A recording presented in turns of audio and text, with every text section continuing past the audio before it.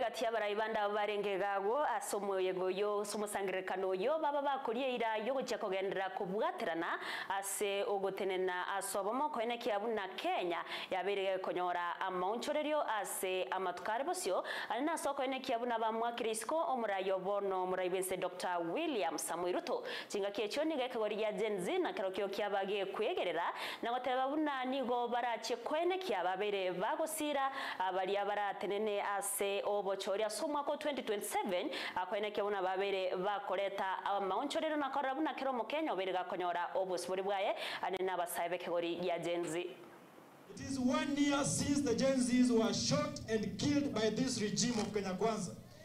And until now nothing has happened. Kasongo alisema wakati fulani kwamba wanalainisha mambo na wataleta compensation. Nataka niwaulize hapo Mlima, si kuna vijana waliwawa huku? Si kuna vijana walishikwa huku? Ninyi mmepata compensation? Mmepata compensation? Nataka tuambie Kasongo kwamba wewe utakompensate hao familia ama sisi tukupeleke nyumbani alafu serikali ifanye compensation. Mko tayari? Nataka niseme hivi la pili. Tumejikakamua kama vijana na tunasema kwamba agenda yetu ni moja. Tutafanya juu chini to register voters. Hao majenzi ndio watatusaidia. Na tunataka kuambia waandikishe vitambulisho, wachukue kura, ndio watu watatusaidia kutengeneza serikali mpya ambaye inajali maslahi. Tashikamana, tumeonyesha hapo awali roho ya kushikamana, na mimi nataka niwahakikishieni vile ndugu yangu Fred amesema, msiuziwe uoga.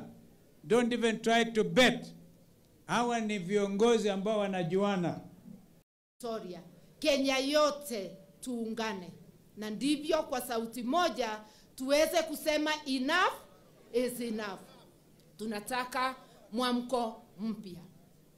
Mimi ningewauliza mtusaidie tuendelee kusungumuza na kushikamana. Na msiwe na hofu wananchi. We will not let you down. Na hii unity sio ya kutuma William Ruto Sugoi akafuge kuku zake na ng'ombe zake. Hii ni ya kuleta mabadiliko ya kudumu na ndivyo Kenya iweze kusimama.